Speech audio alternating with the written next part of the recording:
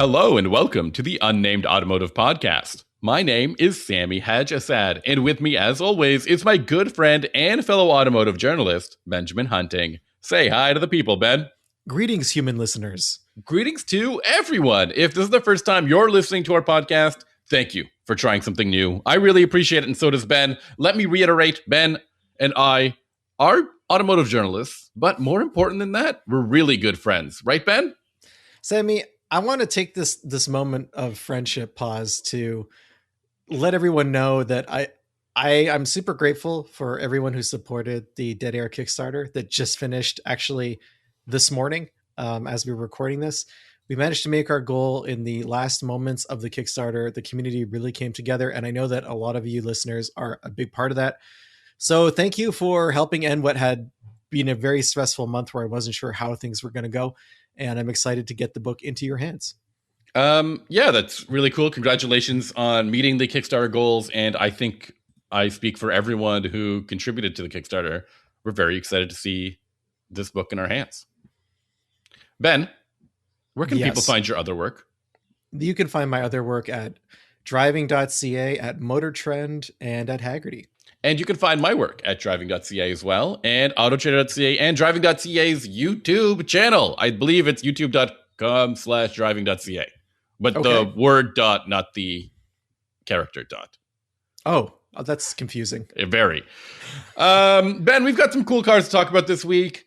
I'm really excited to get started, so I think I will get started.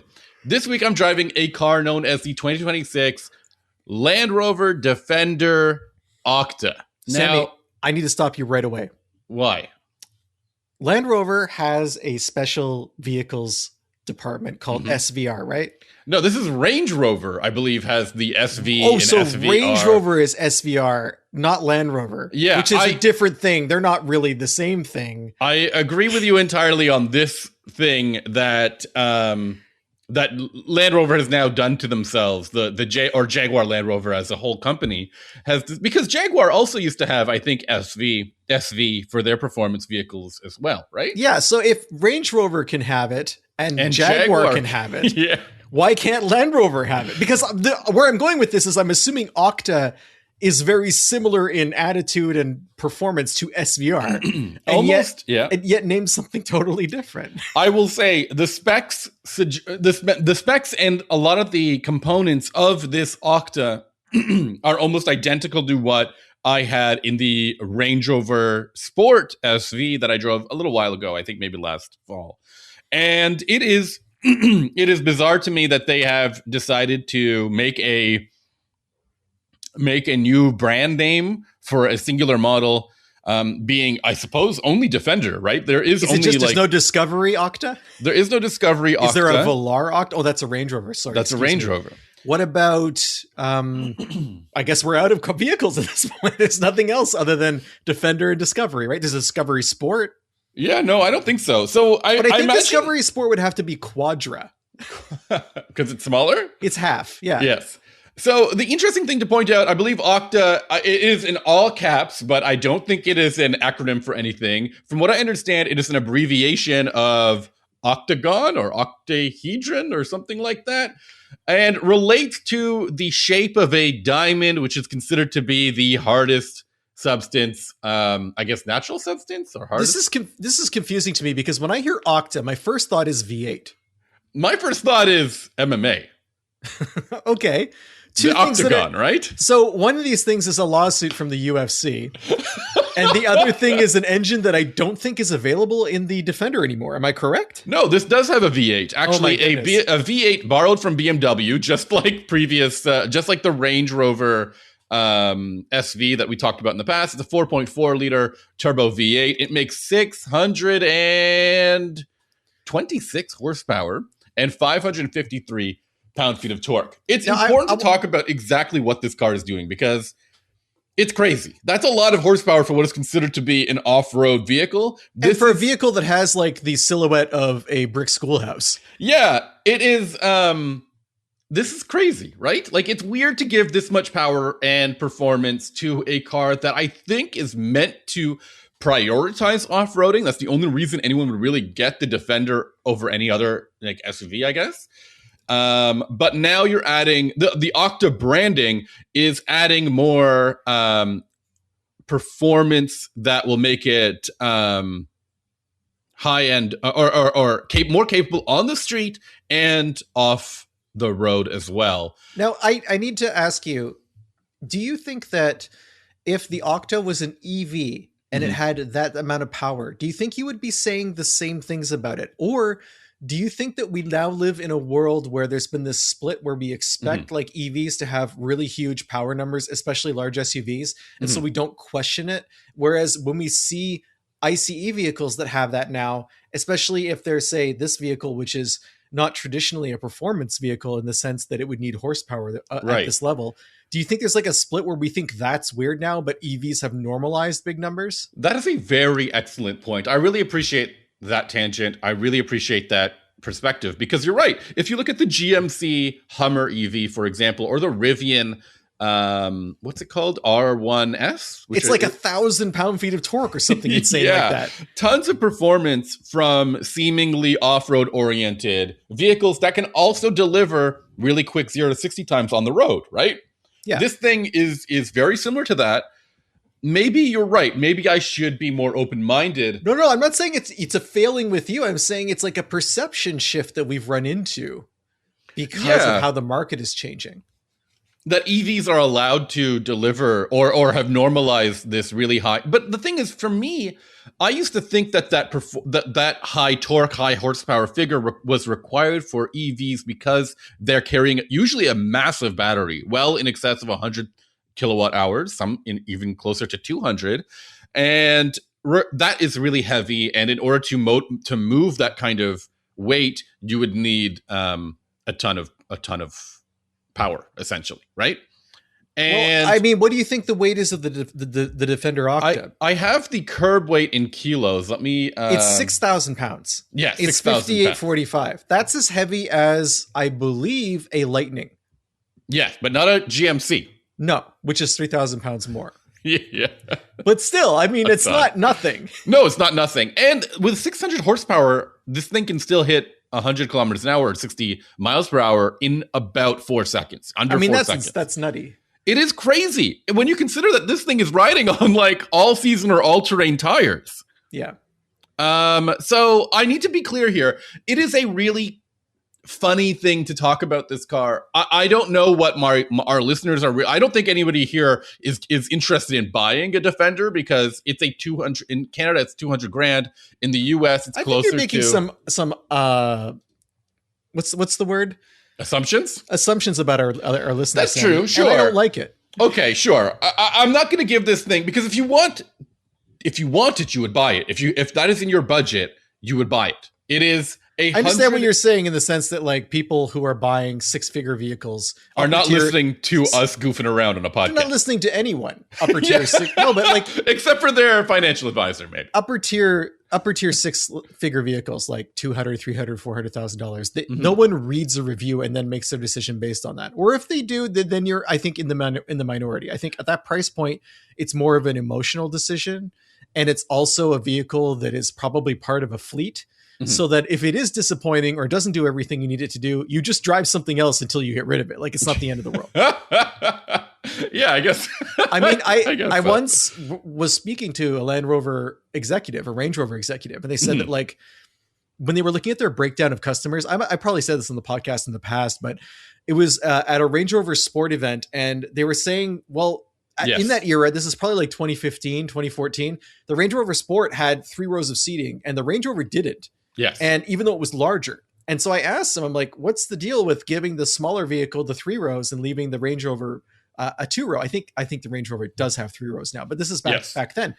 And they said, well, we did our market research and it turns out that like most people who buy a Range Rover Sport, this is their do everything vehicle. It's their one vehicle. So they want something that's going to be able to have that 3rd row when they need it. But if you own a Range Rover, it's like one of at least 5 to 10 vehicles that you own. And like, you don't need, if you want to drive, if you need more space, you drive one of the other vehicles. It's a really weird thing to have to, like, it makes sense to them. I don't know if it makes sense to people on the outside looking in, and it makes sense to the buyers. But like I said, I don't think it makes sense from the people on the outside looking in. Let me tell you, in the US, the Octa starts at about $160,000, which is a lot of money. But that's like G-class money, right? That is near a G AMG, which I think is where this thing really competes, is probably 30 grand more. And a regular G is like what, 100, 110? I don't know. I don't have that off the top of my. I think it's right around there. That's what I need to talk to you about. What is this car? Who is it for? So to me, it's very much like a supercar in the way that it delivers a ton of performance in this very unique, eye-catching style, and has like these gimmicks that, like, there's this Octa mode, for example, which is a lot like a sport mode, but catered to loose road conditions like sand or gravel or something. It blows my mind that someone would take this like nearly $200,000 car into territory like that. But I don't know what I suppose if you think your vehicle is capable of it and you've been marketed, you've been told it is capable of delivering this kind of performance, you're going to use it, right? I think that vehicles like the Octa, not having driven one, is very similar to the Lamborghini Urus in that some people just want to walk into a dealership and walk out with the most expensive vehicle in the showroom. Yeah. And they don't much care about why it's that expensive. Okay. But they want to have the status that comes with that. This is why we have, like, you know, the some of the BMW M cars. This is why the Alpine, whatever you want to call them. Alpina, yes, holy moly. So we have like Alpina cars where it's like the differences are there, but it's not necessarily a value judgment when you're making these purchases. It really, or the endless number of special edition Lamborghinis. I mean, how many versions of the Huracan have there been? I don't know, 24? Yeah. Like they just keep changing it subtly and changing the pricing, and then it becomes different stratifications of status. So I don't think the Octa is any different than that. I think that that's important. I think that really, I agree with you with this. Land Rovers, they see an opportunity where they're like, okay, we can differentiate this model. We can charge more for it. And we know how many units we can sell at that price point. So we need to put something at that price point to scoop up that value. Otherwise, they're leaving money on the table. But what is it the really like unique and eye-catching styling of the Defender and maybe the nameplate of the Defender that makes someone say, I would rather get this over a Range Rover SV? Because I don't think it's the same customer. You really don't think so? I think you hit it on the head. I think somebody can walk into a dealership and buy anything they want. And when they look at a Defender, they say, I want that crazy look, that thing that looks like it just did Dakar. I want that. It's an emotional decision, as I was mentioning before. But yeah, I do feel like the profile of people who are shopping for the Defender or who are attracted to the Defender is quite different from that of the Range Rover. I'm just looking at it from Octa to SV. No, I know, but I don't think I think you're too galaxy braining it there. Okay. I don't think that customers think that. I don't think they're like, Octa or SV, which one should I choose? I think they're like, I like the Defender or I like the Range Rover. And then they choose from that list. You know what I'm saying? I don't think people I love this conversation. What camp would you fall into? I don't think people cross shop the Defender and the Range Rover, I guess is what I'm saying. Okay. I'm asking you, what camp would you fall into? I don't want either of them. If I'm buying a Defender or a Range Rover, I'm not buying the SVR or SV or Octa version of those. I'm buying a lower level of them. I'm buying one that's like more focused on what you mentioned earlier, which is like the perspective toolbox that they have, where for the Range Rover, it's like essentially like driving your living room anywhere you want to go. And still having a lot of cargo space to haul things with you. For the Defender, it's like kind of a rough and rugged image that is perhaps, I guess when you roll into a parking lot, it's less ostentatious compared to a Range Rover. So I think they both have their appeal. If you'd asked me in the past, I probably would have said like, I was a big Range Rover proponent for a long time, and I drove one last summer, did some towing with it. I mean, it's still it's an excellent vehicle. Yeah. The Defender is maybe more fitting with my lifestyle, which is a weird thing to say because it actually isn't. Like, I guess it's like my imagined lifestyle. I don't know. And this is where branding has messed with us, where it's like, well, which one fits into which one is my vehicle? Like, no, it's not how the world works, right? No, but I do think it is, because now that when you reach a certain price point, I truly believe when you reach over $100,000, and that could be US or Canadian, a car has to be perfect. When you go beyond that, it has to be something like special. And that specialness, that gimmickiness has to fit into the customer's perception of themselves. So let's go back then, because the Defender starts at well under 100, right? Oh, Whereas the Range Rover does not. So this is a great point too. I love this conversation. I love having this conversation because I think, as I said, I don't think we need to do a review of the Defender Octa because it is a super fast, super cool, unique off-roading SUV that doesn't really need to exist. It's good. Let me tell you, it's great to drive. It has fantastic steering. It has great suspension. It goes everywhere you want it to. I mean, I really like the Defender 130. I think I actually really like big one. Yeah, I like the extended proportions. I think they look good. Yeah. I wanted to like the two-door a lot. The problem with the two-door is the cargo space is garbage. Yeah. Because of the really weird load floor in the back where it's like super raised and you can't do anything about it. So basically you have half a cargo area. I don't understand it. But the Defender is more my style, I guess. As a Grand Wagoneer owner, I feel like that makes sense. As a Pathfinder owner, I think that makes sense. I feel like Defender is more my wheelhouse. Again, in the past, I probably would have said Range Rover, but the current Range Rover, it's a really high level beast. That's really like, I think that I had an experience last year, and I talked about it on the podcast, where I had a G-Wagon for quite a while. I can't remember if it was the electric one or the gas one. I'm pretty sure it was the gas one. And everywhere I went, people were looking at me. Right.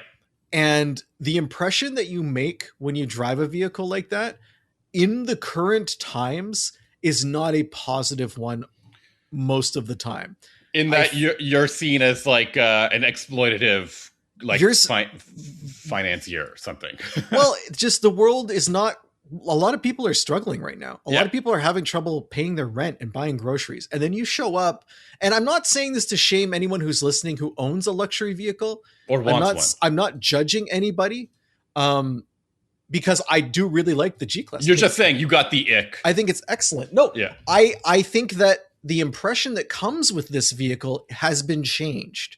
And I think that whereas in the past, a lot of people didn't know what a G-Class was. They just knew it was different and it was therefore interesting if they were at all interested in cars. That's the impression that came across. Interesting. Now I feel like the G-Class is still interesting for people who are into cars, but for people who aren't into cars, it's become associated with a level of spending that class and a certain class. Yeah, that is seen more negatively now. Interesting. And so all of this to say, when we're talking about Land Rover and Range Rover, I feel like the Defender is on the border of that. I feel like the Defender is like rootsy enough in certain trim levels where people won't think that of you incorrectly or correctly, or however you want to put it. I think the Range Rover though is like, it is a statement when you roll in with it. So, in a lot of ways, in the way that an S-Class used to be, or a 7 Series used to be, you know? So let's talk about that really quickly. For starters, the Defender Octa does have a lot of exterior upgrades. It's like wider. It has these really wide fender flares. It almost looks related to like a Bronco Sport in many, not Bronco Sport, sorry. Bronco Raptor. Is that what it's called? I think, the Braptor. Raptor R. It has those really big fender flares, really like it looks like it's meant for something. But in addition to that, it has a really loud exhaust note. And inside there's these really, really impressive bucket seats. They really remind me of like a supercar in the way they kind of is like it a 3-row or a 2-row? It is a 2-row. Okay. But I will say the rest of the interior like impressions kind of end there. There's not a lot else going on inside the vehicle that makes me go, ooh, wow, which is not what I got with like SV or Range Rover. Range Rover has like a very high end like floor, like basically like the level of equipment and quality. Yeah, it's absurd. So it has a really high level there. While Defender, this feels like it's still based on, like, as you mentioned, a model that starts at around $60,000, 65 to $70,000, and then they just put these wicked seats in, and then filled it to the brim with like tech goodies. So, like, my question to you is: the Defender now the 911 of the Land Rover lineup in terms of like the stretch from base to top tier? Yeah, so I mean, according to the American pricing, I believe you can get a Defender for as little as 60, and then this Octa is 160. So it's a six-figure spread. That's $100,000 difference. That's intense. The other thing I wanted to add, when you were talking about where the Range Rover can fit in and reminds you of like an S-Class, and an S-Class can eventually get to an AMG model, but the AMGs don't look as, you know, for lack of a better word, badass as they actually are. You know what I mean? It depends. I feel like it waxes and wanes, right? Like sometimes, depending on the generation. Yeah, like Mercedes does go all out on making the AMGs look wild, and then they're like, well, we're going to be super restrained for this generation. I think a lot of it is like wheels and fender wells. I think that's where you see it, and sometimes aero at the front, but I think they reserve the craziest aero for like the two-door SLs. Okay. And then from what I remember when Range Rover was doing, when I had the Range Rover Sport SV, they had all this like marbled carbon fiber on the interior and exterior. I believe it had carbon fiber wheels, which is terrifying to me, as probably the most expensive, like probably a set of these wheels is more expensive than any car I've ever owned, right? Like, or the one part of like the vehicle that's in constant peril. Yeah, exactly. So I felt like that thing really wore its like price and exclusivity on its exterior, and I feel like the Defender Octa has a little bit of that. It has this really weird like square badge, which I guess is the Octa badge. It has like this weird diamond badge, which apparently has some sort of like diamond coating or something. Don't tell people, because people are just going to steal that badge right off of the vehicle. Exactly. So all of this is to talk about how a car that is $100,000 to $200,000 is supposed to make you feel. And I will say straight up, this felt like an interesting, impressive vehicle. It felt like a car that, an SUV that truly could do anything. It was really comfortable in the city, even though it's as big as it is, like width-wise. I was still able to park it in my garage, which is, you know, not everyone.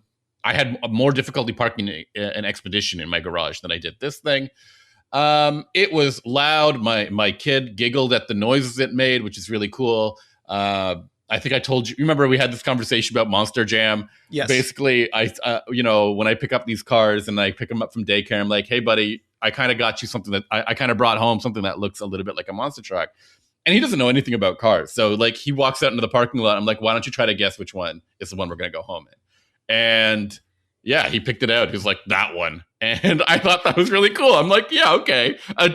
He's not even 3 yet. He knows. He gets it. He gets the gist, right? Yeah. And I think that is an example enough, right? That is exactly what it's supposed to do. It's supposed to make you feel good. It's supposed to make everyone else feel like, wow. And they hit it. So the real concern that I have to ask is, I believe a Bronco Raptor is like half the price. I don't think they're being cross-shopped.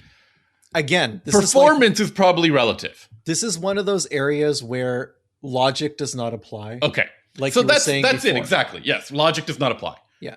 So I mean, why not just buy a Cayenne? Yeah. You know, I can't help but like whenever because of what we do, we're always comparing and contrasting and trying to figure out who would buy this kind of thing. The closest thing I think is probably the G-Class AMG. It's a tiny bit more expensive. As you mentioned, it has a very high-end and exclusivity kind of like catering. It caters to somebody who's looking for those kinds of things. Defender feels a little bit more, I don't know, it has this Dakar rally thing to it. And I think that's where it lands. There's another aspect to this buying decision that you and I don't discuss very often because we never deal with it. And that's the dealership experience. So if you are someone who is looking to spend $160,000, you're not going to a Ford dealership. Hear me out, because you have expectations of service and reception and appearance, or I should say, it's likely that you have those expectations, and they will not be met at a dealership that is selling vehicles that range in price from $20,000 up to the Bronco Raptor, right? Yeah. If you go to a Land Rover dealership, all they do is service vehicles that are priced at a premium. And it's an extremely different experience. And this extends to like the buying process, the servicing process, etc. We don't think about this because we're comparing the cars, but people who are buying the cars, they are definitely thinking about that. And it's something I try to remember because I always forget it. Mm-hmm. And then I'll be talking about a car with someone. I have some friends who they became auto journalists after being in the dealership world for a long time. Right. And they'll be like, I would never see this customer at this type of store. They would just never come in, like that. They would never think to do that because they're wanting something that I can't provide them at the service level. Okay. So that's like another barrier that would keep someone from like buying a Bronco Raptor, for example. Good point. I think about that because I see a lot of I think people with a lot of high rollers, let's call them that, with Raptors, with F-150 Raptors. Sure, but you can't get that from a luxury brand. Yeah, I guess so. There's no luxury pickup out there. How interesting. Anyways, that's my whole spiel. I think we're basically talking about a supercar in the SUV world. I mean, a supercar in a straight line. But like even performance-wise, it does have. If it wasn't for its tires, I think it has pretty good grip. And it's 6,000 pounds of curb weight. Yeah, as we mentioned, there's a lot. I mentioned this with the SV. There's a lot of magic in the suspension of these cars, and I was impressed. I was really, really happy with it.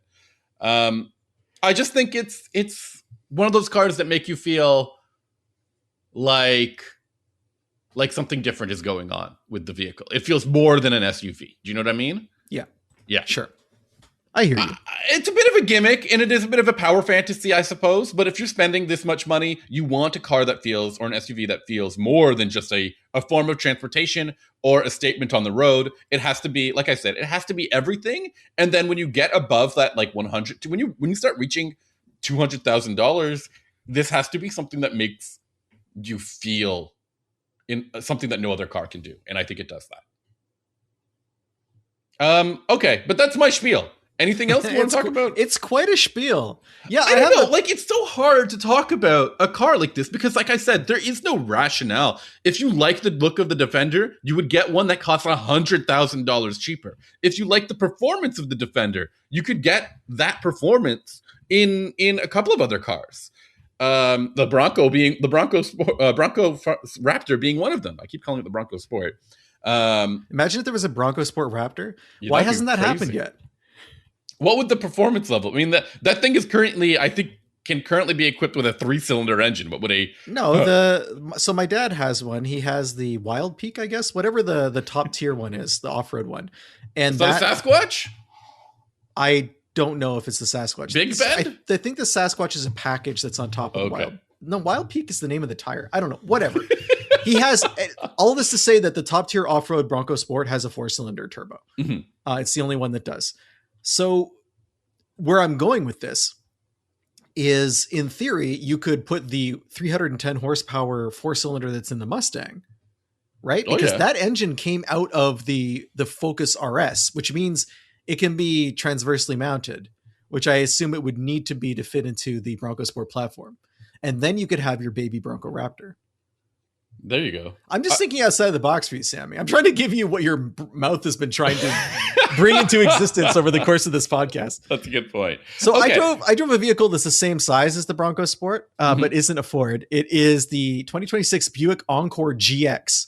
Now, we have apparently never talked about this on the podcast. We've never highlighted it. We've never focused on it, right? We've never talked about it and talked about it. It's never happened in 9 years, according to our search tool. So we're going to talk about it today. But honestly, I don't know how much longer this vehicle is going to be in the Buick lineup. And I'm going to get to why I think that.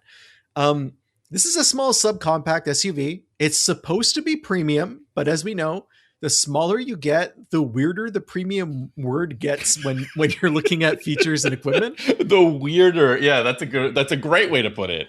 So this starts at $28,000 in the States. In Canada, it starts at $34,000 for a front-wheel drive model. So pricing is not that different. The top tier is 34,000 in the US. In Canada, the top tier is 41,000. I drove a mid tier. I drove a sport touring model. In Canada, it comes all-wheel drive only. In the States, you can get all-wheel drive and front-wheel drive across the board. Okay. It's up to you. The version that I drove was loaded with gear and actually retailed for like 37 grand US. That is more than the top trim Avenir model.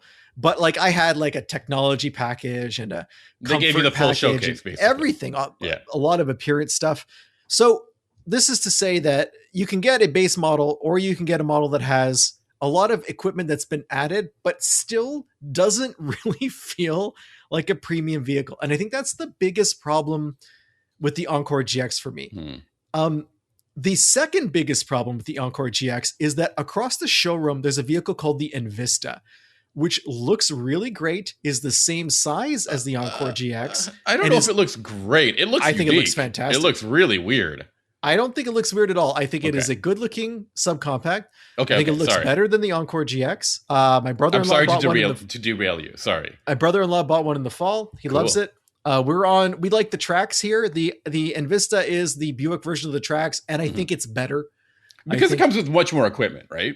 Yes and no. I just think the design is nicer inside. The materials are nicer. Cool.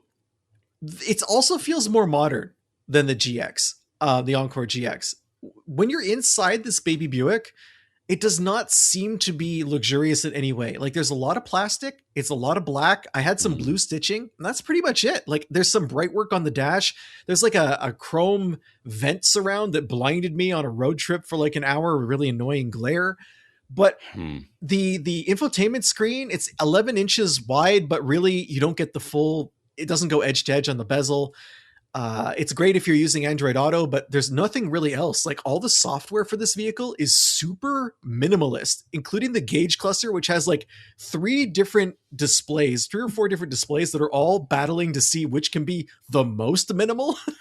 like you can get like a tiny digital readout for the speed, or you can get like a tiny pack or like a tiny like vehicle info display. It's really odd. Weird. Okay. So basically it feels like this is what I'm gonna position.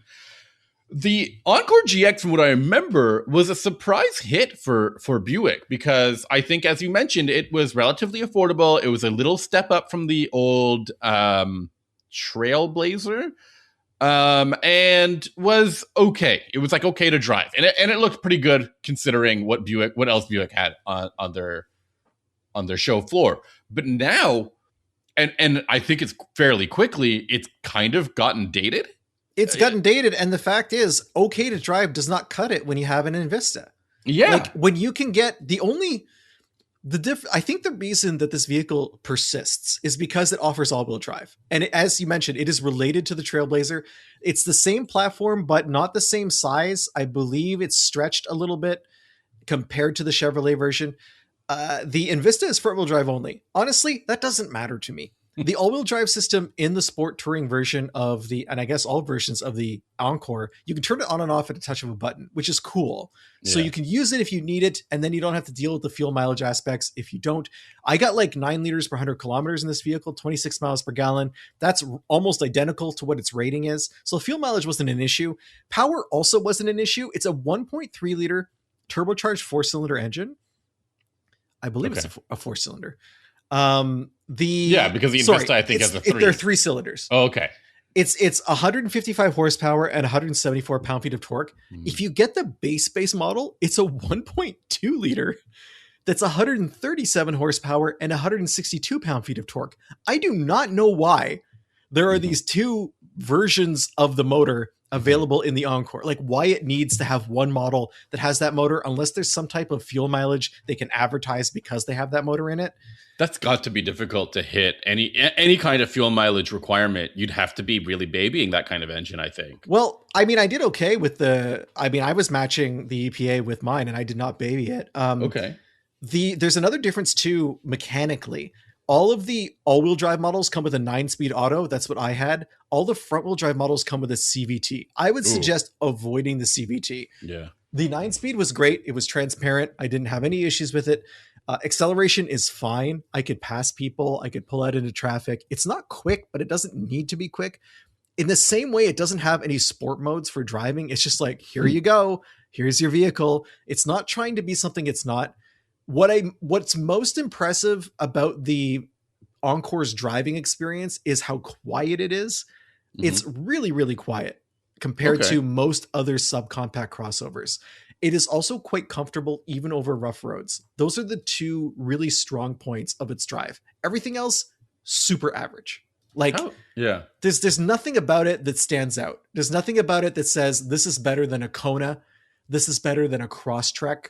I mean, aside from the CVT and the Crosstrek, you know, like that's where the quiet comes in, right? The Buick has that, but and that's an advantage. But like in terms of luxury or just like a vibe, it's not there.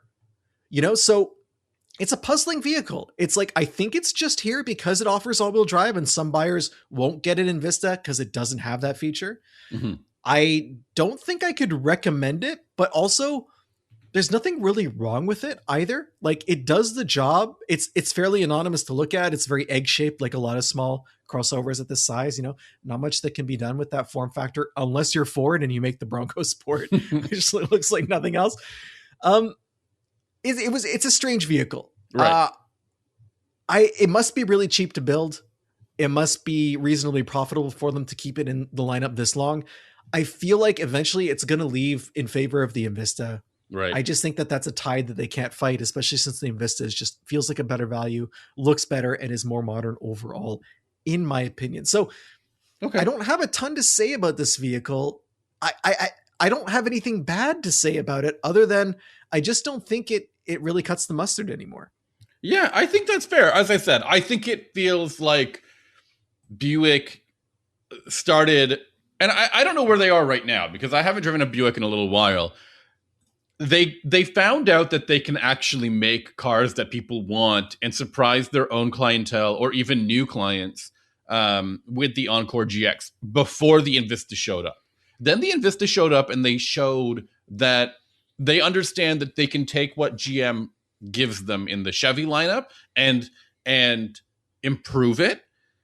And as a result, they ran with what was successful in the GX and they doubled down on that in the Envista. And now the GX just looks like an older, I think the Envista is, I don't even think it's a double down. I think it's an evolution. I really do think like it's a different type of vehicle for Buick. I think that if you were to drive them back to back, you would see two eras side by side. That's really important. In terms of technology, design, but also like philosophy of building the vehicle. Okay. Tell me more. I just think that the Encore comes across as much older. It comes across as like an era of basic transportation, whereas I think that the Envista is elevated basic transportation. Cool. Okay. I get it. I love that. I mean, I appreciate seeing, it's too bad that this car seems kind of like bland, I guess is the best word to use. It's extremely bland. Again, most subcompacts are. You know, crossovers are not exciting to drive when they're small. Yes and no, because name 5 exciting to drive subcompact crossovers. Give me a minute. Name 6 songs by Led Zeppelin. I think one of the interesting things about the subcompact segment is that it spreads a huge spectrum. I would say that if you really wanted me to find subcompacts that were interesting to drive, they would be from a German automaker. The Q3, GLA, and X1, X2 are actually pretty decent to drive. However, any of those started under $40,000? No, they're all much more expensive. And I mean, that's the cost that comes with it. When you're looking at the non-German options, you're looking at the Lexus NX, NX, not UX, right? Acura ADX. And what else am I missing? I think the ADX might actually be larger than this. Wow. Yeah, I think the ADX prioritizes space. I think it's an NX competitor. Wow. Not the RDX? I think the RDX would be. Is it? Yeah. Because isn't the ADX based off of the HRV? Not really? The CRV. Yeah. I thought it shared its platform with the Integra, which is like a Civic. Yeah, which is larger, I think it's closer to the than I think it's closer to the what's it called? HRV, because it has all-wheel drive, and I don't think a Civic has that. All right. Am I missing another premium brand? There aren't Infinity any. doesn't really do anything. No, they have like 2 vehicles for sale right now. I'm getting ads for one that I've never heard of, the QX65. That's the one that was supposed to be like the Bionic Cheetah. And then it didn't. I think that I haven't driven it, but I think that it has ended up kind of like as being the CX70 of the Infinity lineup. Yeah, that's the vibe I'm getting. I've got to book one. Anyway, so yeah, it's this really weird space that Buick has always kind of played in, and I felt like the previously the Encore GX understood that, and now the Envista totally gets that, like, this is what a Buick really is. And now the Encore just feels kind of like we're past that now. Sammy, there's one more thing I want to talk about on the podcast today. I'll allow it. This is a new segment that we haven't done really on the podcast, but I'm going to be testing a set of tires this summer. Okay. They are tires from Hankook. They are the Ventus S1 AS, which stands for all season. So they are a set of, I guess you could call them ultra high performance summer tires, but they're ultra high performance all season tires, which is like a pretty big asterisk, I think, when you're looking at this kind of rubber. Yeah, it's intended to be driven all year round because it has snow capability. It does not have 3 peaks, so it's not a true winter tire, which means I will not be driving it in the winter, but I will be driving it in the wet spring to the wet and cold fall. And we have put these on my Outback, the family Outback, 2015 Outback with a 3.6 liter inline horizontally opposed 6, a 3.6R. It's the most powerful version of the Outback. It's like 260 horsepower. It's an 18-inch tire. We went with a 235/50/18, which is somewhat wider and a little bit shorter than the factory tire on the vehicle.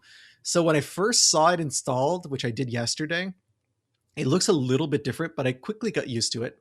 But the reason I went with this tire is because so often when you look at tires for the Outback, and I know you must have noticed this because you own like 6 or 7 Outbacks. I've owned 2, I think. Most of the options you see for like a a performance tire are off-road oriented. Yes. They're like an all-terrain type tire, or they're like an all-season with an all-terrain style knobby grip, like which is awful on like the highway drives that we end up doing. Yeah, the actual driving that most people do with an Outback, I think, is on asphalt or on snow in the wintertime, at least in Canada. I think that the people who go off-road in their Outback, it's a smaller percentage, and I feel like most of the marketing for tires that is pushed towards Subaru owners is assuming that you want the look of someone who's going off-road, even if maybe you don't. You know what I mean? Like and this is not exclusive to Subaru. There's tons of pickup truck tires that people don't need to be running either. Yeah. But the looks of them are hard to deny. It's attractive. It's a lifestyle thing. I get it. So when I wanted to find a tire for the Outback, I wanted to go in the opposite direction. I was like, look, this vehicle is a commuter, mostly on the highway, but there's a lot of, 2 lanes. There's a lot of mountain roads around here. I want something that's going to stick to the asphalt, and also something that my wife drives the vehicle a lot, and she is concerned with hydroplaning and dealing with standing water. So I wanted a tire that was going to be able to deal with that. We looked at a few summer exclusive tires, and some of them had good water ratings, some of them didn't. But it was tough to find a size that would fit the Outback, right? Because sometimes you want a dedicated SUV tire if you're planning to tow or load really heavy stuff, so you can have a little bit of a stiffer sidewall. It's not super necessary, and for our purposes, it's not needed at all. So the Ventus S1, it's intended to be used on sedans as well as sportier crossovers. So that's part of why we chose it. It's supposed to have good grip in all conditions. It's supposed to have decent wear. I mean, this isn't like a super sticky tire that's going to be worn out after a few seasons. So all of this together, I'm going to be driving this over the course of the summer. We're going to be talking about it, and into the fall. We're going to be talking about it from time to time on the podcast, updating you. We just put it on. I did a quick test drive. It's out actually on a long drive right now for my wife to see, in terms of noise and comfort, if there's major differences. And and maybe fuel economy. Maybe fuel economy, although it's going to be tough to tell because the tires that came on the vehicle when we bought it in August, they were kind of no-name brandish 18s. And then we went to a very good winter tire, but the winter tire were 17 inches. Okay. So I don't know if we're going to notice a difference in fuel mileage between an 18-inch summer tire and a 17-inch winter tire because of the extra weight on the tire from the larger wheel. I'm curious to see that, but we track all of our fuel mileage, so it will definitely show up in the numbers. Anyway, I'm going to be talking about this tire over the course of the summer, seeing if it is an improvement over a standard all-season tire, seeing if it's an improvement over what I've come to expect from an Outback, a vehicle this size in terms of handling. And it's going to be a summer review series. I also wanted to add that Hankook is an interesting tire company to talk about because they're a Korean tire company. They are not known as being, I think, in the top tier of tire makers, but they really are not invisible. They're in a lot of motorsports. Like I believe they're the tire supplier for Formula E and World Rally Championship. And those used to be those tires used to be like Pirelli and I think Michelin. So they're really making a move to establish themselves as maybe a performance oriented or maybe a bigger tire company than some of the ones that we all know to this date. And you mentioned they're Korean. Sammy, did you know the word Hankook literally means Korea? Does it? Yes. The Hankook tire manufacturing is Korea tire manufacturing. Very cool. I have a fun fact. I have a fairly long history with Hankook. When I bought my CTSV way back in the day, the first set of tires I ran it were Hankook Ventus V12s. Oh, wow. Which were a good tire. I did those in autocross and then briefly on the track. They're not exactly intended for track use on a heavy vehicle like that. My father's been running Hankooks on his track Mustang for quite a while. He ran RS3s. Now he's running RS4s. They have a good reputation on the track, a good like sub 200 tread wear tire.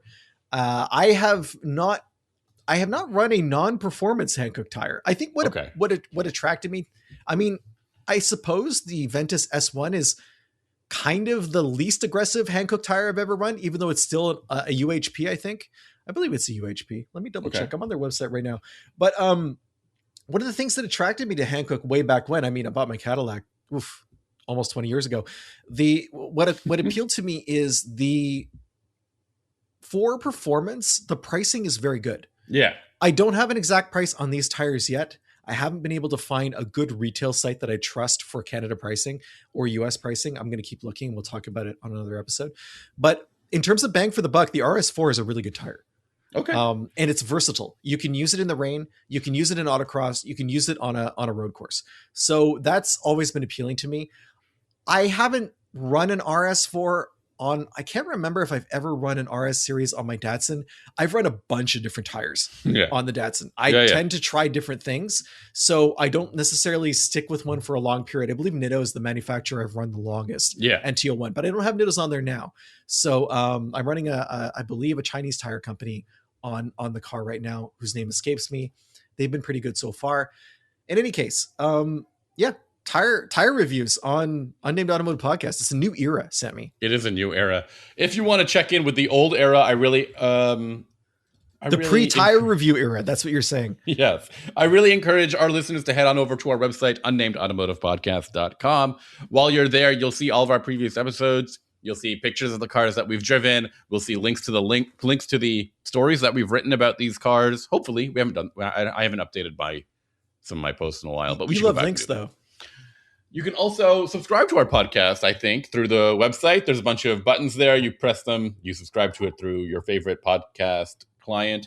But more important than all of that, you can get in touch with us. There's a contact form. You fill that out, and all of your comments land in our inbox, or you can email us. It's really easy to do so. The address is benjamin@benjaminhunting.com, or you can reach out to us on Instagram, where I'm at Sammy_ha, like you're laughing, and you can find Ben at Hunting Benjamin. But I'm actually taking a bit of a break from Instagram for the next month or so. I've just been on social media a lot because of the Kickstarter that I was running. So I'll be checking in on the web from time to time, but I don't have the app on my phone for the next little while. You can more easily find me on Blue Sky, where I have the same handle. Okay. What are we talking about next week?